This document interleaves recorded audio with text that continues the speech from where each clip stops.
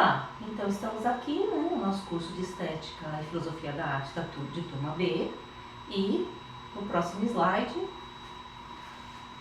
a gente vai ver então que a gente está entrando no módulo 2 do curso. Esse é o vídeo 1 do módulo 2, o poeta e o pintor. Neste módulo, nesse curso de vídeo, a gente vai tentar fazer uma apresentação geral da leitura de Platão, como nos interessa aqui nesse curso, que é aquela leitura, como a gente viu nos outros vídeos, que vai tentar pensar o estatuto da imagem em relação à verdade, dentro de alguns textos platônicos.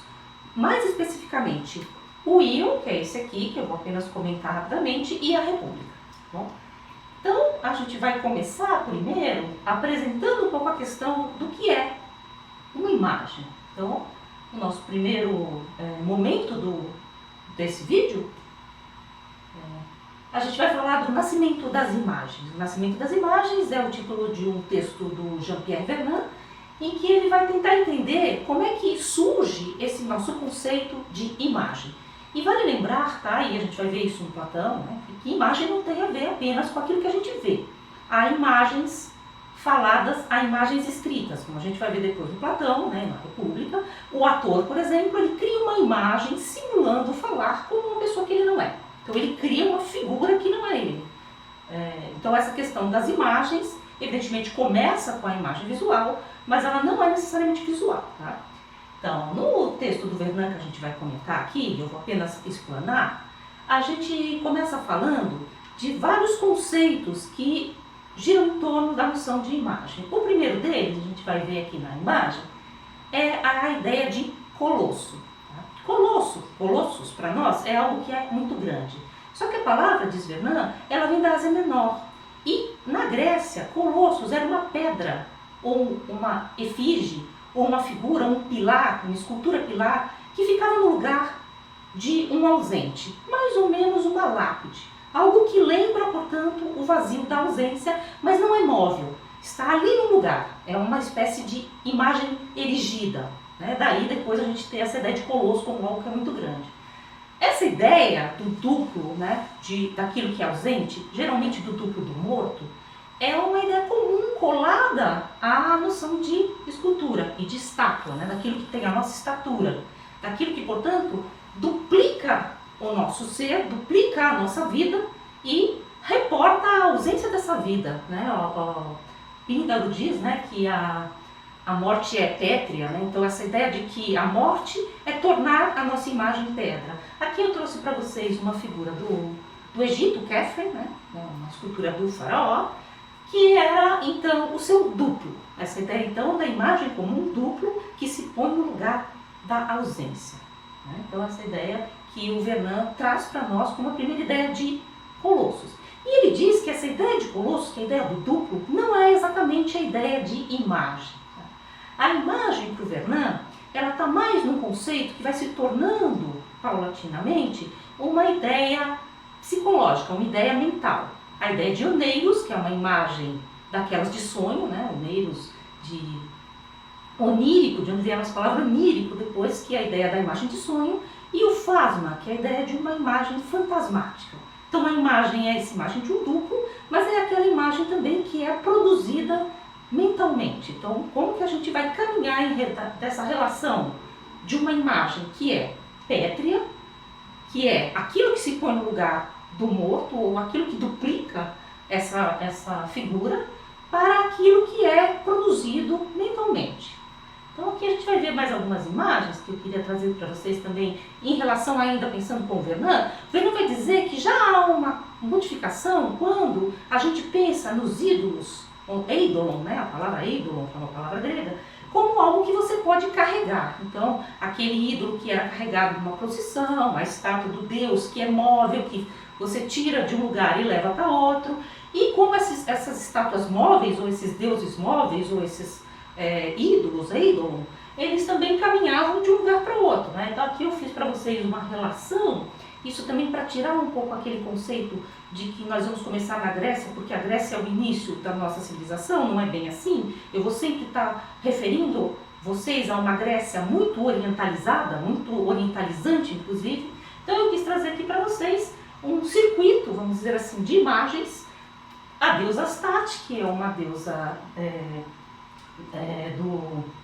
de Ugarit, da Síria, que passa na sua figuração de uma mulher nua, da cintura para cima, segurando cobras, passa por uma figuração que é micênica, que é a próxima imagem, a deusa da serpente. Vocês veem que vários dos elementos dessa divindade passam de uma figura para outra e chegam, evidentemente eu estou dizendo que é a mesma deusa, mas e chegam numa figura da nossa antiguidade clássica grega, que é essa daqui, a próxima imagem, que é Afrodite, também geralmente figurada com os seios de fora e coberta da cintura para baixo. As cobras, elas passam a ser atributo de Atena, ou seja, estou também mostrando que há uma migração muito grande desses elementos imagéticos que formam a noção das divindades. Para Vernon, as divindades, essas divindades móveis, elas estão num outro lugar que não o do Colosso. Elas são figuras que se movimentam, que você tira de um lugar e leva para outro. Inclusive, havia procissões dessas figuras. Elas eram tiradas de um templo e levadas para um outro lugar sagrado.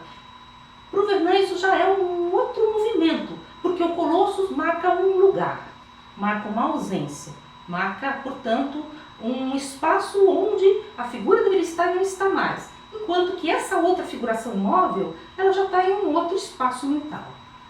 E passo a próxima imagem, aqui só o circuito, né, da deusa Astarte para a deusa cretense, até chegar em Afrodite. Essas migrações imagéticas que a gente está vendo aqui. Agora, uma questão que se põe na Grécia, isso não aparece em textos egípcios ou em textos da Ásia, é uma questão mais específica do nosso curso. Se as imagens duplicam o real, elas o duplicam de algum modo. E há uma figura aí que vai aparecer nessa nossa análise dos textos platônicos, que é a figura do demiurgo, ou a figura do poeta, ou a figura do rapisodo, ou seja, aquela mão por trás da confecção da imagem. Isso é uma mudança muito grande nos conceitos que a gente tinha de imagem. A imagem de um deus, ou a imagem do duplo, do Colossus, ela era o próprio duplo, né? Ela era o próprio ser duplicado em pedra.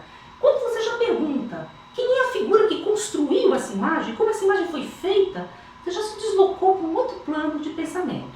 No Ion, por exemplo, o Ion é um diálogo platônico em que Sócrates vai conversar com essa figura do Ion, que é um rapisodo, e ele é um rapisodo muito bom, ele ganhou muitas competições, os rapisodos eram aqueles que cantavam os poemas gregos, só que ele só se interessa por um único poeta, ele só sabe recitar Homero. E Sócrates vai então perguntar para o Ion qual é a sua técnica, qual é a técnica do rapisodo, qual é essa técnica que só se dedica a um único poeta e não consegue falar da poesia como um todo. Que técnica é essa que sabe de uma parte e não do todo? E no diálogo, como vocês conhecem o estilo do diálogo platônico, que o Sócrates vai encurralando o seu oponente, até que o oponente consiga caminhar junto com Sócrates para construir, às vezes, uma resposta ou às vezes uma aporia, o Ion reconhece que ele não sabe qual é a técnica dele. E em um determinado momento, então, Sócrates vai dizer que ele não sabe qual é a técnica dele, e eu cito, tu sabes, então, que esse espectador é o último dos anéis, o espectador que ouve o rapisodo, dos quais eu falava, que recebem o poder um dos outros pela pedra de Hércules. O do meio és tu, o rapisodo, e o autor é o outro elo. O primeiro, o próprio poeta, mas o Deus, por meio de todos esses anéis, arrasta a alma dos homens para onde quiser, fazendo o poder pender entre eles. Ou seja, o rapisodo, ele é apenas um elo de uma cadeia, de um anel, que vem do Deus, passa pelo autor, por Homero, chega no rapisodo até divulgar essa mensagem para os espectadores. Ou seja, são as musas que, num certo sentido, se valem dessas personagens, dessas figuras todas, para fazer com que o aceno divino venha a tomar imagem no mundo. Ou seja, o rapisodo é entusiasmado. Ele não tem técnica nenhuma. Ele é apenas um elo da cadeia que faz com que o aceno dos deuses chegue aos espectadores. Esse é o papel do Rapsodo. No final, na verdade, é até bem irônico, porque o Sócrates diz: ou você é um embusteiro, que não sabe nem o que faz e diz que faz, ou você é um entusiasmado, que tem um Deus dentro de si. O que você prefere? Aí o Will diz: eu prefiro ser entusiasmado. Então tá, então estamos conversando. Então um pouco essa questão do Rapsodo, ou do poeta. O demiurgo é uma figura mais complexa ainda. O demiurgo, e aí eu vou me valer um pouco desse texto aqui que está lá com vocês, que é do Naquet. Na verdade a gente vai ler um texto do Pierre Naquet, mas que é desse livro que ele escreveu junto com o Vernon, Trabalho e Escravidão na Grécia Antiga. O demiurgo é uma figura muito interessante, porque o demiurgo ele está próximo ao trabalho manual. E Naquet vai mostrar, o texto que vocês estão lendo se chama exatamente Estudo de uma Ambiguidade, o artesão na cidade platônica, é exatamente uma figura muito ambígua, porque ele, sendo artesão, portanto ele domina uma técnica, na ideia platônica da cidade ele não pode ser mais nada, porque você só pode ocupar um único lugar nessa cidade. Portanto, quem é cidadão, ou seja, aquele que domina a técnica política, não pode dominar nenhuma outra técnica. Portanto, num certo sentido platônico, você é cidadão porque você não é artesão. E se você é artesão, você não é cidadão, porque você não é político. Ou seja, Naquet vai dizer, o artesão tem um lugar na urbis, porque existe lá o bairro dos ceramistas, mas não um lugar na polis platônica. Mas essa questão, Naquet vai dizer, é muito ambígua no próprio Platão. Por quê? Porque quando Platão precisa falar daquele que tece as leis, o legislador, a metáfora de que ele se vale é a do tecelão, que é um demiurgo. Aliás, é uma demiurgia muito interessante porque ela é feminina, né, a tecelagem. Ou seja, não é o lavrador, não é o pastor, não é esse que lida diretamente com a físis, com a natureza. É aquele que move a natureza para um outro lugar. É aquele que arranca a matéria para transformá-la em uma outra coisa. É o demiurgo. Essa palavra demiurgo, eu vou citar aqui o Naquet, na minha colinha, ele vai dizer que essa palavra ela é muito complexa e ela tem uma etimologia bastante controversa. Ele vai dizer, a palavra demiurgo tem uma história complexa em grego. Pode ser em Homero um magistro do Supremo dos cidadãos dóricos, mas geralmente se trata do povo de artesãos. Essa figura, então, etimologicamente significa aquele que cuida dos demia, das coisas referentes ao demos. Ou seja, aquele que faz coisas para os outros, aquele que cuida das coisas menores, dos objetos, de fabricar coisas. Portanto, a palavra tem esse significado. E Naquet aponta, então, para esse estatuto da técnica na Grécia. A técnica, essas técnicas secretas, e entre elas a técnica da escultura e da pintura, elas figuram, diz Naquet, a essa glória heróica secreta da Grécia Antiga, que não tem lugar sequer na cidade. Mas, ambiguamente, é uma figuração do próprio legislador, o próprio Deus platônico é um Deus demiurgo, em algum sentido.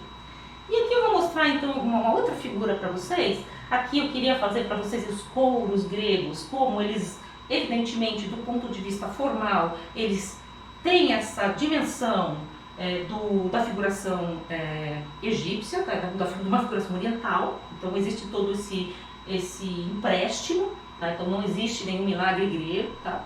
E vocês vão ler isso no texto do Pierre-Maxime Lichour, a arte, Platão e a arte de seu tempo, que vai falar muito dessas questões, como Platão tinha, por exemplo, interesse por arte egípcia. Ele falava dos egípcios como uma arte que, imutável que era, estava mais próxima, portanto, de uma relação com a verdade. Então eu só coloquei essa questão aqui para vocês, mas o que eu quero mesmo retomar é uma outra figura, que é a próxima.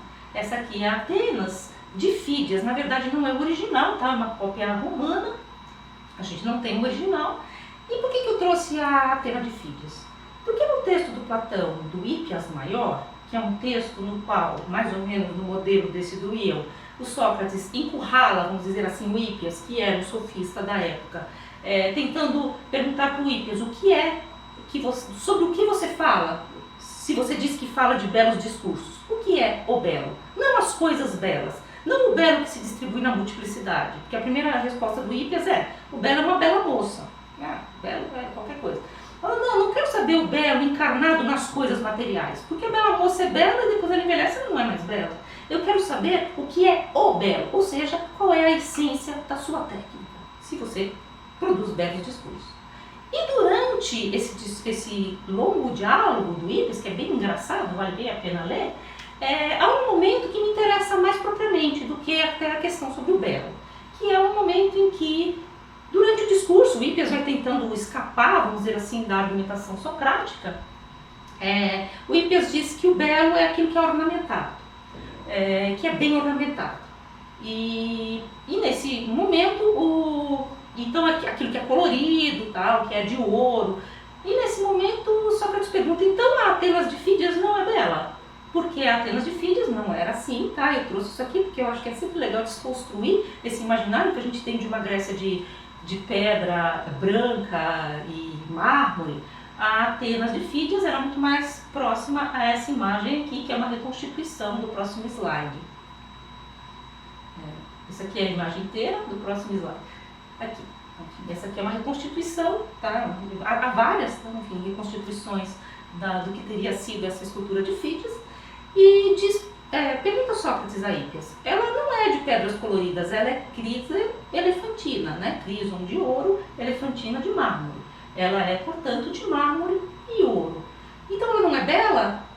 Aí o Hippias fala, não, ela está conforme convém. Então a conveniência está perfeita. Se fosse mais, estragaria. Mas qual é a questão para mim aqui? Não está se discutindo Atenas, a deusa, aquela que desfila nas procissões, ou aquela figura que instaura a divindade, mas sim como essa deusa foi construída pelo artesão, pelo demiurgo Fídias. Isso é um movimento muito interessante e muito importante para nós que estamos pensando exatamente essa questão das imagens. A próxima, eu acho que mas nos interessa bastante também, voltando à questão do naquê, que é um outro elemento que me interessa nessa questão. E isso volta um pouco ao que a gente viu das outros vídeos, que é a questão da fotografia. Vocês se lembram que eu falei que o Talbot, que era um desses dos primórdios da fotografia, um autor que escreveu logo no começo da fotografia, ele dizia que a fotografia era o lápis da natureza? Então essa ideia é a ideia de que há um tipo de imagem no qual a manualidade ela está ausente. É uma imagem mais próxima da verdade porque ela não tem essa passagem pela construção. E essa construção carrega, evidentemente, engano, simulação, carrega todo um conteúdo político, social, todas essas questões que o Platão vai levantar. Essa questão da manualidade é muito interessante e o Naquê levanta isso de um modo muito interessante. Aqui eu coloquei para vocês Atena e Márcias. Márcias é uma figura dessas que são muito comuns na mitologia grega, entre o homem e a natureza, né? Ele é um sátiro. A outra figura entre o homem e a natureza, a gente vai ver na próxima imagem, é o centauro. Esse aqui é o Fídias de novo, né? Esse aqui é ele mesmo, tá? Não é cópia.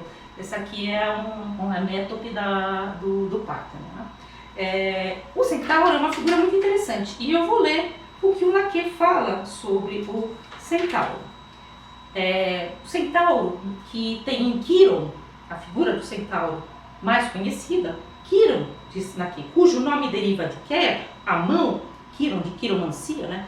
Quiron, o centauro mítico que nas fronteiras do mundo selvagem educa os jovens heróis, e o cirurgião do século V, o médico, que deve, ele também, usar as mãos. Então, Quiron, o centauro, a mão, é essa relação do homem com a materialidade. O demiurgo, ele está entre a natureza, a matéria, e a matéria, a forma que ele arranca dessa matéria. Portanto, ele está sempre um pouco contaminado, vai dizer Platão, dessa materialidade que está implicada no próprio fazer. Isso o demiurgo, por exemplo, o artesão, o oleiro que faz cerâmica, ou aquele que faz celas, aquele que faz instrumentos musicais. E existe um tipo específico de demiurgo, que é o poeta e o pintor, com o qual Platão vai se haver na República. E é essa questão que a gente vai ver daqui a pouco. Próximo slide. Então, agora a gente vai tentar pensar com Platão, pensando nessa questão da manualidade, da construção das imagens, e percebendo então que não é tão simples dizer que Platão simplesmente expulsa os poetas da cidade, não é essa a questão exatamente. Platão vai perguntar exatamente, nessa nova instância da imagem, a imagem que tem sim uma passagem por uma manualidade, por uma construção que é humana e que é material, qual é o estatuto da verdade dessa imagem? Se vocês pensarem, a gente está voltando, é claro que Platão é um autor antigo, e eu não estou querendo fazer nenhum anacronismo selvagem, mas vocês percebam que essas questões que a gente está levantando aqui, elas reaparecem lá na questão da fotografia. Existe até um termo que é bem interessante, que é um termo que vai se usar muito para os ícones russos, para falar dessas imagens que são imagens sagradas, que é a keiropoietes. A keiro, a negativa grega, keiro, mão, poietes, construção. Feito sem a construção da mão. A keiropoietes são as figuras divinas. A gente conhece Nossa Senhora da Queiropita, né? Então ela é a keiropoietes. É uma imagem que não foi perpassada pela manualidade, por Quiron, pelo selvagem humano, mas só ela é só uma imagem da pura verdade. Então, o que Platão vai tentar pensar na República, pelo menos do nosso ponto de vista, a República é um livro extremamente comentado, existem muitas leituras, mas a nossa leitura vai ser exatamente essa. Qual é o estatuto da verdade, da imagem, para Platão na República? E aqui a gente começa citando o livro 5 da República, quando Platão tenta pensar exatamente o que é o belo, ou seja, o que é isso que constrói o fundo das imagens, por exemplo, o que encanta na imagem de Fídias. E aí ele diz: quem aceita a existência de coisas belas, porém nem acredita que possa existir a beleza em si, um belo, nem admitiria que o levassem até esse conhecimento, é de opinião, ele pergunta para os seus interlocutores, que vive a sonhar ou que esteja acordado. Reflete um pouco. Sonhar para alguém que esteja dormindo, quer esteja desperto, não consiste em tomar a imagem de alguma coisa, não pelo que ela é como imagem, mas pela própria coisa com a qual ela se parece. Por que eu trouxe esse trecho logo no começo? Porque aqui existe essa ideia, como falei para vocês que o Vernon vai pontuar, de sonhar, de oneiros. Imagem que você coloca no lugar da verdade porque você está sonhando, mas que você sabe que é falsa. Agora, se eu não sei exatamente o que é que eu estou procurando, eu não quero nem conhecer o belo, como é que eu vou saber se que essa imagem que está se pondo para mim é ou não é verdadeira o belo? E eu trago aqui o outro slide, em que eu faço exatamente essa separação. A beleza em si é a vigília, e a imagem é tomada pelo que ela é, a aparência de uma coisa. As coisas belas, o belo no mundo, a multiplicidade maculada pela matéria, vamos dizer assim, ela está na ordem do sonho, ela é oneiros, ela é fasma, né? Ela é fantasma, vocês vão ver isso também. É a imagem tomada pela coisa com a qual se parece. Eu tomo aquilo que parece com a coisa pela coisa mesma. Vocês vejam que, apesar de parecer algo muito simples, se a gente remeter essas questões para o fundo da fotografia, como a gente viu nas primeiras aulas, isso aqui é de uma complexidade muito contemporânea. E o próximo slide. Por tudo isso, nós estaremos certos em dar um nome de conhecimento ao pensamento do indivíduo que conhece, que está acordado, e o de opinião ao que simplesmente conjectura. Então, o belo, a verdade, o conhecimento, a letéia, as coisas belas, a doxa e a opinião. Então, essa é uma oposição que o Platão vai fazer na República. Então, e é muito interessante, porque vocês vão ler, depois a gente lê com mais cuidado, a opinião também tem um lugar na ordem da verdade. Ela tem um lugar intermediário. Ela é intermediária entre o ser e o não ser. Porque se eu tenho opinião sobre algo, eu digo algo sobre algo, esse algo, pelo menos ao que me refiro, tem um certo conteúdo de verdade. Eu posso dizer uma opinião falsa ou verdadeira. Só que dizer algo sobre algo ainda tem um certo contato com esse algo, com o que é. Então, as coisas belas, elas ainda têm um certo contato com a beleza. É isso que a gente vai ver no livro 10, que é o que nos interessa mais. E agora chegamos então ao livro 10 da República, que é um famoso livro em que Platão diz que o poeta não deve pertencer à cidade perfeita, à cidade ideal. E ele diz: para falarmos da puridade, pois de certo não irei denunciar-nos aos poetas trágicos e aos demais cultores da poesia imitativa, da poesia mimética, o que me parece é que todas essas composições corrompem o entendimento dos ouvintes, a menos que se disponham do antídoto adequado, o conhecimento de sua verdadeira natureza. É isso que ele está tentando pensar. Qual é a verdadeira natureza, a verdade da imagem? Porque quando um poeta fala, quando Homero fala pela voz de um general, ele fala também que eu acredito que estou ouvindo um general. Quando ele fala pela voz de uma mulher, eu vejo uma mulher falando. Porque o poeta, ele tem essa capacidade de criar essa imagem. E se eu não sei como fala um general ou uma mulher, como é que eu vou saber se aquilo é verdade ou não? Qual a natureza dessa imagem? Então essa é uma questão da República, do livro 10, que a gente vai pôr agora nas suas estruturas mais minuciosas. No próximo slide. Aqui no livro 5, voltando um pouquinho, que ele já falou desse varão prestantíssimo que frequenta os espetáculos, aquele que é ligado ao olho, aquele que pensa com duplas cabeças, tal como acusa Parmênides, aquele que acha que é e que não é, que ser e não ser reputam o mesmo, ou depois, como a gente vai ver, aquele que pensa como Heráclito, que a bela moça é feia diante do Deus, mas é bela diante do símio, e o belo mesmo é apenas uma relação relativa entre essas partes. Esse varão prestantíssimo, ele vai assistir um espetáculo, então aquele varão prestantíssimo que não acredita na existência do belo em si e na ideia de beleza, que em todas as manifestações do belo se conserva idêntica a si mesma, para esse amigo dos espetáculos, o belo estará sempre no plural, ele é sempre duplo, são duplas cabeças. Motivo porque não admite que ele fale em unidade da beleza ou da justiça ou do que quer que seja. E como esse homem vai ser capaz de reconhecer um ato justo se ele não tem a certeza daquilo que é o cerne da noção de justiça ou da noção de belo? Agora a gente volta para o livro 10. E aí ele vai construir aquela famosa estrutura, Platão, né, de ordenar quem é este obreiro, quem é este demiurgo, o demiurgo que produz imagens. Então, se o demiurgo já é uma figura um pouco isolada,